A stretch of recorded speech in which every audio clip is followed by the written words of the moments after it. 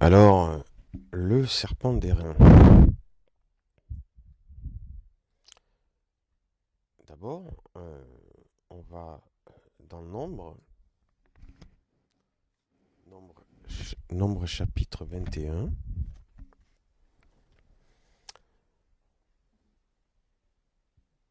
et on va voir là où ce sacré, enfin, entre guillemets, serpent d'airain apparaît.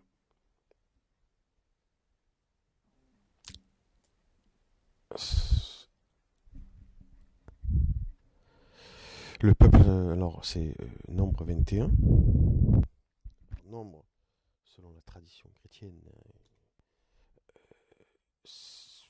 il aurait été écrit à peu près à 1490 avant Jésus-Christ. Donc, nombre 1490 avant Jésus-Christ.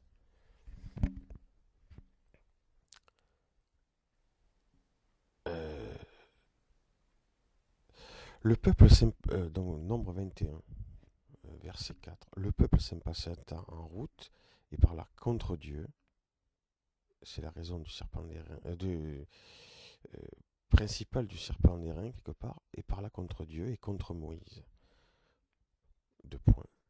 Pourquoi n'avez-vous pas fait monter, pourquoi nous avez-vous fait monter hors d'Égypte pour que nous mourions dans le désert? C'est le peuple qui dit ça à Moïse et à Dieu. Car il n'y a point de pain et il n'y a point d'eau, et notre âme est dégoûtée de cette misérable nourriture. Alors l'Éternel envoya contre le peuple des serpents brûlants, ils mordirent le peuple, et il mourut beaucoup de gens en Israël. Le peuple vint à Moïse et dit, nous avons péché, car nous avons parlé contre l'Éternel et contre toi. Prie l'Éternel afin qu'il éloigne de nous ces serpents. Moïse pria pour le peuple. L'Éternel dit à Moïse, fais-toi un serpent brûlant et place-le sur une perche. Quiconque aura été mordu et le regardera conservera la vie. Moïse fit un serpent d'airain et le plaça sur une perche. Et quiconque avait été mordu par un serpent et regardait le serpent d'airain conservait la vie. C'est-à-dire que, voilà, malgré qu'ils avaient été mordus par des serpents, Moïse pria Dieu, il fit un serpent d'airain, et ceux qui avaient été mordus par les serpents et qui regardaient ce serpent d'airain élevé en haut d'une perche étaient guéris. Ça, c'est l'Ancien Testament. Le Nouveau Testament. Le Nouveau Testament, effectivement, on en parle. Dans Jean 3, Jean 3, verset 14, il est dit, et comme Moïse éleva le serpent dans le désert, il faut de même que le Fils de l'homme, c'est-à-dire Jésus, soit élevé. C'est Jésus qui parle, quand il va être crucifié. Et une analogie, même plusieurs centaines d'années après, Christ est mort pour les péchés de toute l'humanité, de la même manière, à la manière du serpent d'airain. Effectivement, c'est la même chose. Il y a quand même une image forte. Le serpent d'airain est élevé sur une croix ou sur une perche. Le Christ qui est élevé sur une croix, sur un bois pareil que le serpent d'airain. Et c'est pour ça qu'il dit dans Jean 3, et comme Moïse éleva le serpent d'airain dans le désert, il faut de même que le Fils de l'homme soit élevé, afin que quiconque croit en lui ait la vie éternelle. Là, Nouveau Testament, euh, Jean 3. Ça, c'est spirituellement ce que le chrétien peut retenir euh, de l'épopée de cette histoire de la rébellion du peuple juif qui était sorti de l'esclavage d'Égypte, mais qui aurait préféré y retourner et qui s'en prend à Dieu et à Moïse, et bon, Dieu envoie des serpents, il est mort, et Moïse prie Dieu, et puis, et en regardant le serpent, donc, selon la tradition chrétienne, tout ça se passe des centaines d'années avant, enfin, des centaines avant que Christ soit crucifié de même sur une croix. Hein. Donc bien sûr, ça peut parler, mais c'est pas notre sujet aujourd'hui. Que se passe-t-il après? Qu'est-ce qu'on voit-il par rapport au serpent d'airain? Le serpent d'airain qui nous importe aujourd'hui. Serpent d'airain aujourd'hui. Donc, maintenant, dans 2 Rois,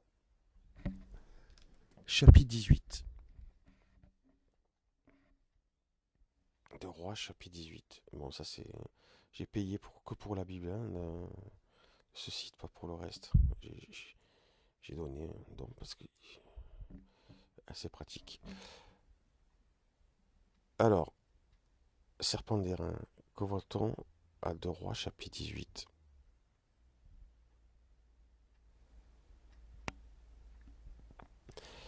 Alors, on parle d'un roi qui apparemment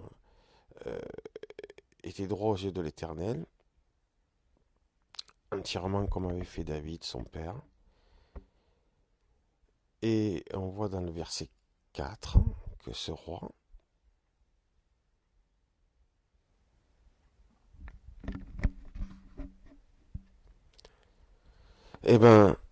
qui était bon, verset 4 du chapitre 18 de 2 Rois, il fit disparaître les hauts lieux, brisa les statues, on voit l'idolâtrie, quoi. Abattit les idoles, il mit en pièces le serpent d'airain. Il mit en pièces le serpent d'airain que Moïse avait fait.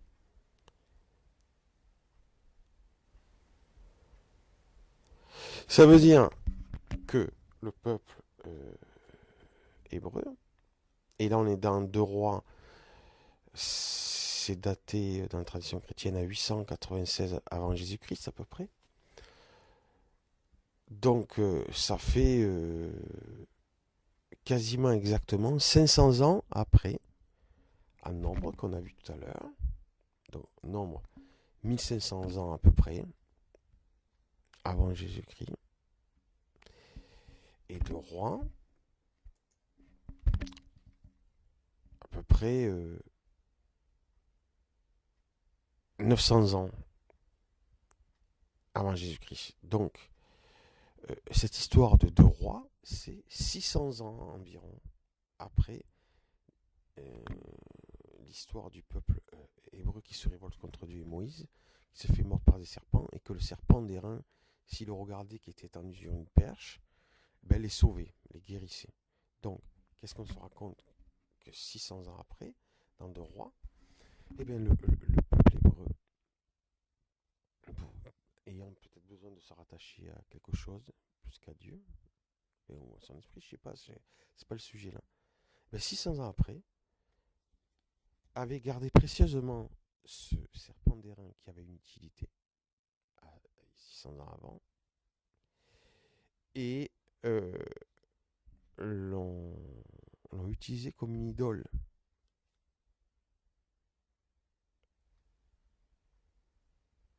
Que ce serpent d'airain ait été fabriqué 600 ans avant, c'était une bonne chose pour eux. On ne peut pas dire que c'est une mauvaise, mais ça a été il était devenu une mauvaise, il était devenu une idole.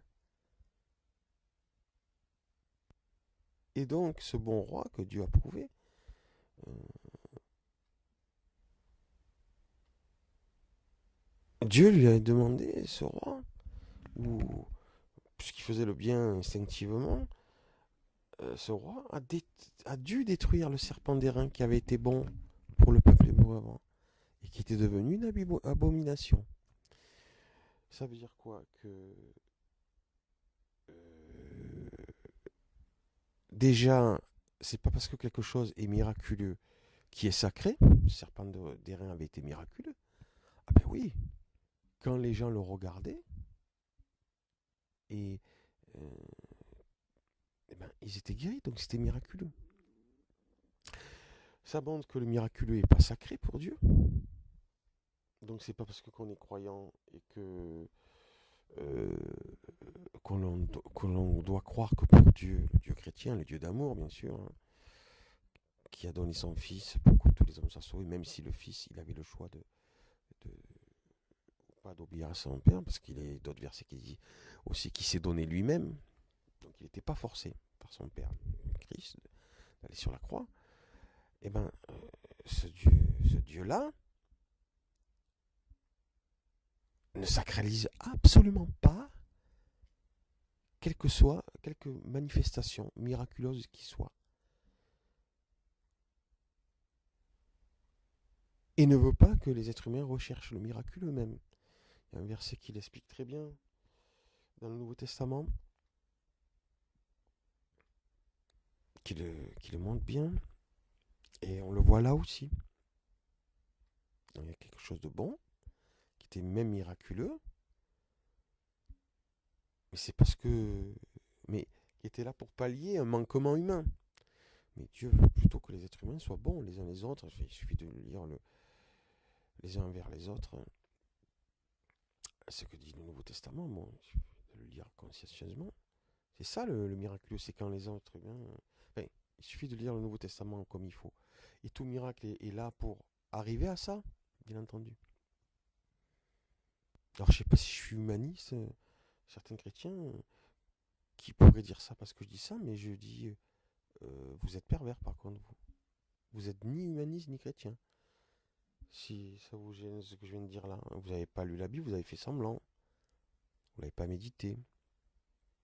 La preuve.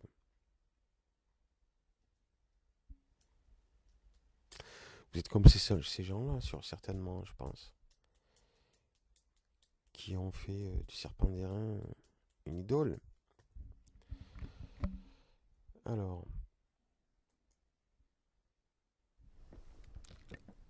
dans 1 Corinthiens 3, verset 1, donc on peut se dire maintenant que c'est un cheminement, hein. C'est clairement dit dans le Nouveau Testament, de connaître d'être chrétien, de connaître la parole de Dieu. Cheminement qui s'arrêtera qu'à notre mort physique, ou au retour de Christ, mais qui terminera mal, même pour les gens qui se disent chrétiens. Le Nouveau Testament est clair là-dessus. Tu peux te dire chrétien, c'est pas toi qui décides qui va aller en enfer ou quoi, même si les gens te disent oui, oui, il est chrétien, hein, c'est mon frère ou c'est ma soeur. Non, non. Alors je dis oui, c'est un cheminement, mais si tu fais le bien et tu regrettes le mal que tu fais quand tu fais le mal et que tu le répares. Parce que tu ne me prétendras pas, moi, même si tu dis chrétien, que tu fais du mal à autrui et que tu te repens pas et que tu répares pas et que tu n'as pas le désir de faire du bien, que tu vas aller au paradis parce que tu te dis chrétien ou membre d'une dénomination. Mais non. Tu vois que je peux avoir quand même une foi énorme, pas seulement humaniste, cucu ou gogol. Ah, parce que là je viens de dire quelque chose de fort là. Bon. Donc, dans 1 Corinthiens chapitre 3, verset 1, pour moi, frère, ce n'est pas comme à des hommes spirituels. C'est ici 1 Corinthiens 3, verset 1. Pour moi, frère, ce n'est pas comme à des hommes spirituels que j'ai pu vous parler, mais comme à des hommes charnels, comme à des enfants en Christ. Donc, on va relire une autre fois. Pour moi, frère, ce n'est pas comme à des hommes spirituels que j'ai pu vous parler, mais comme à des hommes charnels, comme à des enfants en Christ. Donc là, Paul est en train de dire que de se comporter comme des petits enfants de Christ, c'est être charnel. Et il a raison, évidemment. Je ne parle pas pour les nouveaux convertis. Et vous savez où vont les hommes charnels. Il ne faut pas se comporter comme des petits enfants en Christ et se complaire dans ça. Mais non. Christ, au moment où il dit maintenant je peux vous appeler mes amis, il y a d'autres versets qui disent que c'est notre frère aîné ou notre frère. C'est le but d'être enfant de Dieu, pas de Christ. Mais non, pas de Christ. Et est-ce que c'est faire des miracles tout en étant enfant, comme des petits enfants de Christ? Ah, il dit qu'il faut être ceux qui ne sont pas comme des petits enfants n'hériteront pas le royaume de Dieu, mais pas des enfants de Christ, des enfants de Dieu.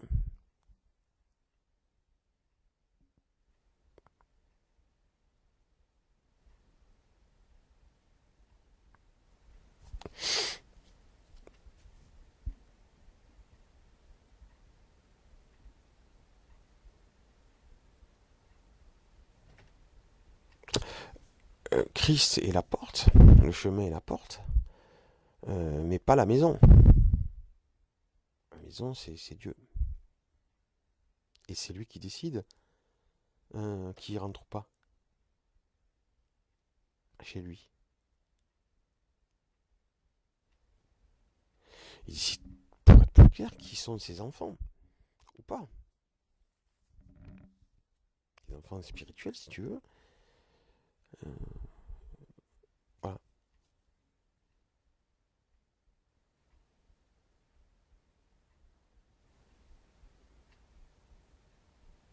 Et maintenant, qu'est-ce qu'on pourrait dire comment Christ considère ceux qui sont ses frères. Donc là, c'est bon, là, ça sent bon pour vous.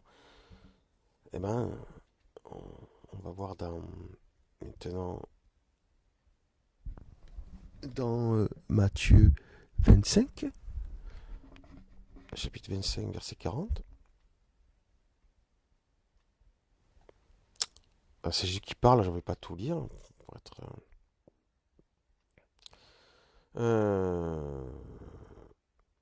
Bon, si, on va le lire. Lorsque le Fils de l'homme, parce qu'il a une chose à accomplir, hein, encore Jésus, il doit revenir, etc. On ne doit pas chercher ça, ni les miracles, ni ça.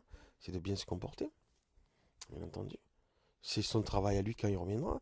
Il dit même un verset clairement qui dit que on n'a pas à chercher l'heure ni le temps. Donc ça, tu l'enlèves de ton esprit. Tu vas faire ta vie comme il faut.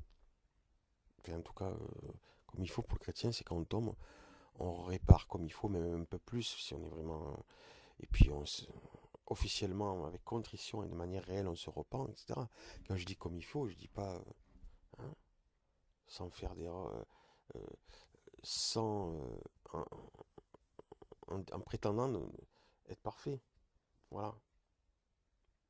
Mais il ne faut pas s'excuser à l'avance d'avoir le droit de faire des erreurs non plus. Ah non, pas du tout. Pas droit à l'erreur.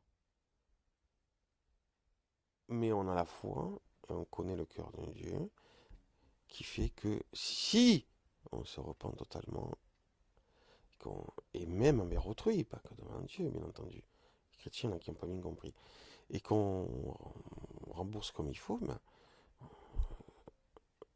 normalement, le cœur d'amour du Père nous pardonne quand on a fait d'abord ce qu'il fallait faire. Alors, maintenant, on va voir pour Christ. Jésus, si vous y tenez, hein, pas obligé. Enfin, c'est pas moi qui vous oblige.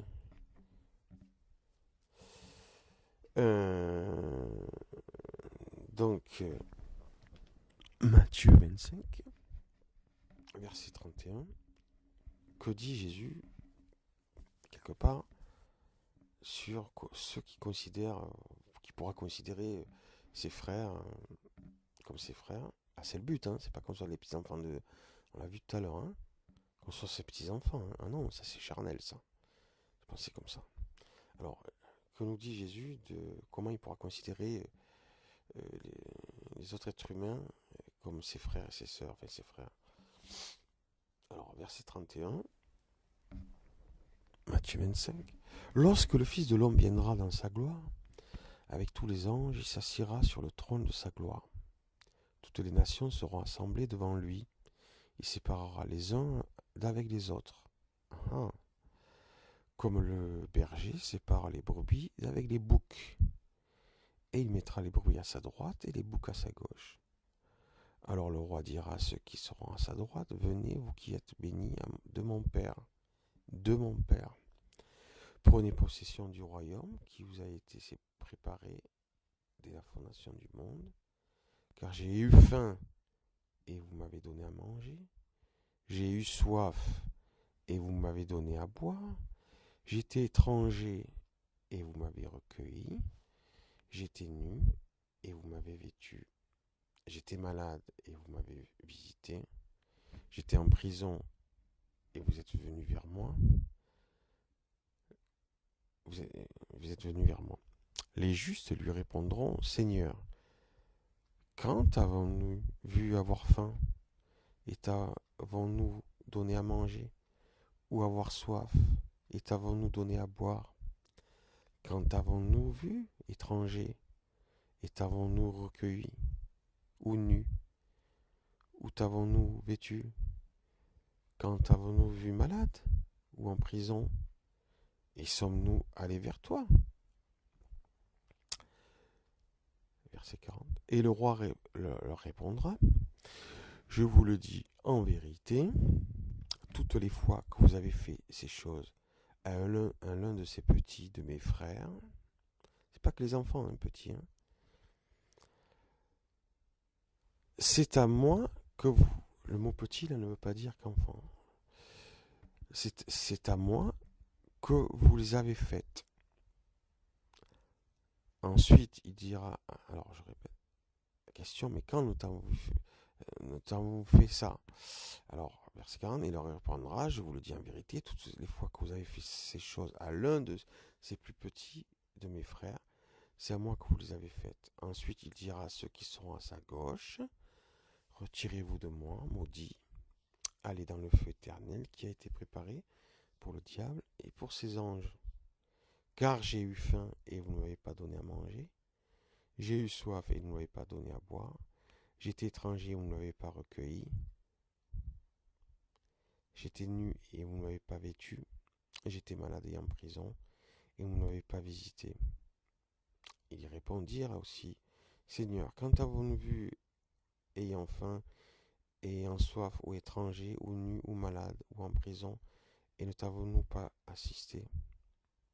Et il répondra, je vous le dis en vérité, toutes les fois que vous ne l'avez pas fait, ces choses à l'un de ces plus petits, c'est à moi que vous ne les avez pas faites.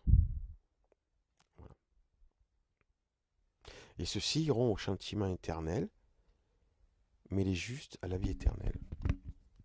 Alors, on peut considérer que même Jésus-Christ est humaniste, lui-même, dans ces textes.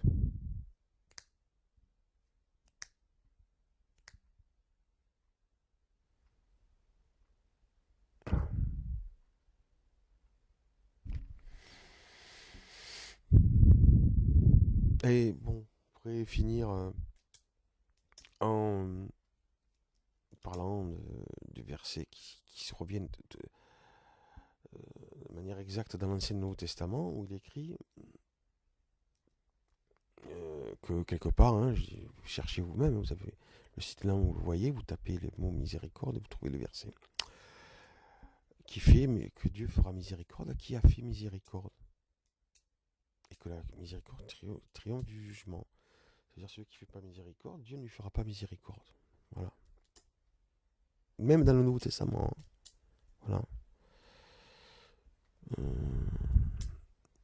Donc je vais vous laisser maintenant méditer tout ça. Et puis dans 7 secondes, il y aura un autre monsieur qui dira de manière beaucoup plus courte ce que je viens de dire, pour faire voir que c'est pas que moi qui le dis. Donc le sujet c'était ce que pouvait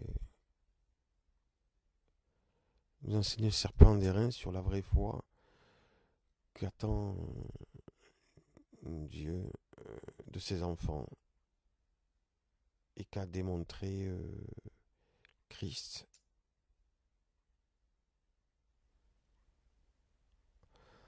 entre autres fourvoyant, enfin en ridiculisant les religieux.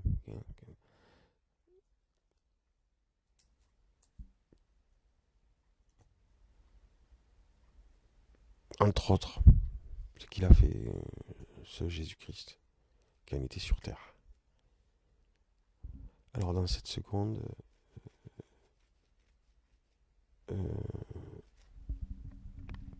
audio peut-être de 1 minute ou 1 minute et demie d'une autre personne qui redit ce que je viens de dire. Bonne méditation.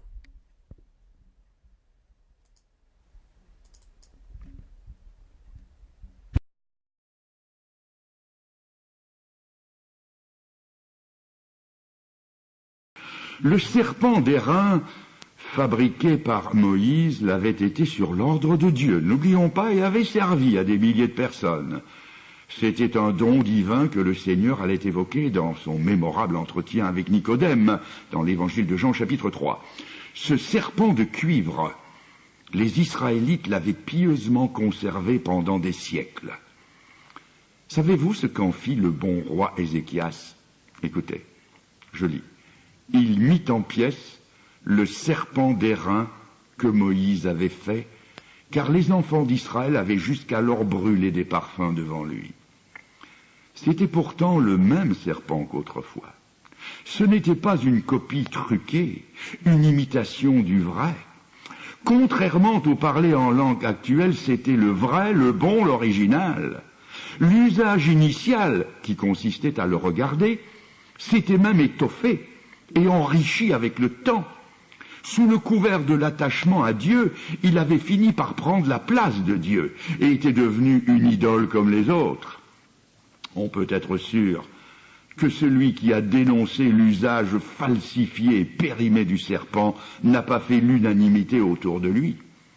Les partisans du serpent pouvaient, à l'appui de leur foi, invoquer des données bibliques, historiques et à n'en pas douter expérimentales. Ils pouvaient arguer que le Dieu qu'il avait donné ne change pas parce qu'il reste le même hier, aujourd'hui, éternellement. Que ce qui s'était passé au désert pouvait encore se passer de leur jour, que la puissance de Dieu n'avait pas changé et que surtout, pas un seul mot n'était dit concernant la fin de son action, de son usage et de son utilité. En fait, les exercices spirituels qui gravitaient autour de cette relique étaient devenus une abomination.